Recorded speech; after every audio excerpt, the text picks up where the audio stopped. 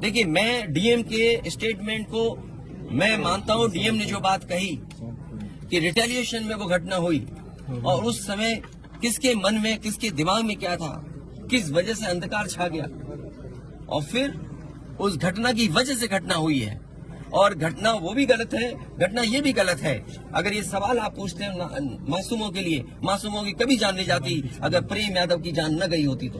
प्रेम यादव की जान नहीं जाती तो किसी मासूम किसी की जान नहीं जाती। आखिरकार सरकार क्यों इस बात को छिपाना चाहती है कि प्रेम यादव को भुला करके मारा और किसने मारा, धारदार से कैसे मारा। और यही नहीं, आप बताइए सुल्तानपुर में क्या एक ब्राह्मण डॉक्टर को ड्रिल से नहीं मार दिया? ड्रिल से, क्या ड्रिल से नहीं मारा? क्या उनके परिवार के बच्चों को आपने गले लगाए? क्या उनके परिवार के सदस्य अस्पताल मिलने गए? क्या आपने सोशल मीडिया के लिए वो तस्वीरें खिंचवाई कि उनसे गले मिलते हुए तस्वीर खिंचा लें? मैं जानता हूं दुख किसी के जाने का, किसी के खोने का।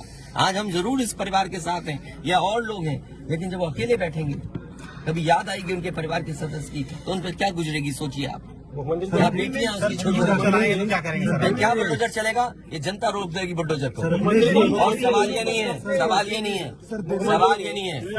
एक मिनट हो जाएगी ना सवाल। मैं बैठा हूँ। ये जो बुलडोजर चलाने की भाषा है, जो बुलडोजर चलाने की संस्कृति है, ये मत समझिए बुलडोजर में दिमाग नहीं होता है। अगर बुलडोजर न्याय देने लगा तो अगली सरकार भी यही करेगी। इसलिए मैं सोचता हूं कि अगर आप योगी हैं, योगी की परिभाषा यही है, दूसरे का दुख अपना दुख समझे। आप अपना गिराते हैं तो मुआवजा लेते हैं। आपकी किसी की हिम्मत हो अगर ये बात की कि उन्होंने अपनी बिल्डिंग गिराई और कितने करोड़ मुआवजा उठाया, अगर आप इसे बुलडोजर चलाना चाहते हो तो उतना ही मुआवजा देना जितना मुआवजा आपने खुद लिया है सरकार से। अच्छा, ये क्या है सबका साथ? अच्छा, ये बेटा क्या जानेगा?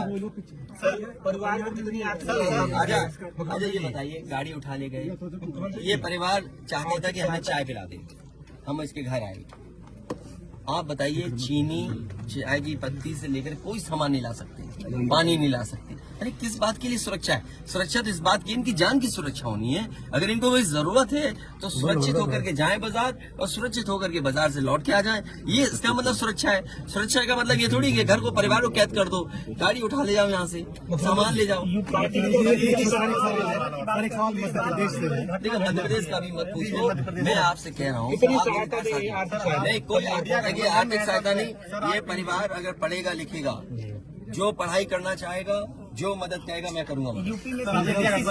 इस परिवार की हम मदद करेंगे और मैं सरकार से कहूंगा कि अगर वो सरकार मदद करती है तो दोनों परिवार की मदद करें। सर, जो इंडिया गठबंधन में मध्य प्रदेश पूरे परिवार से मिलने गए, वहाँ एक भी सदस्य नहीं थे, क्या मानेंगे? देखिए, मेरी जिम्मेदारी ये है, देखिए मैं जानता हूँ यार नवीन भाई तो, और ये बात आप भी जानते हो। और जब मैं पहुंचा हूँ तो मैंने वो बाइट भी सुनी है, एक चैनल के माध्यम से कुछ खबर आई, हालांकि मैं सिग्नल या उसके नेटवर्क ना आने की वजह से मैं नहीं सुन पाया।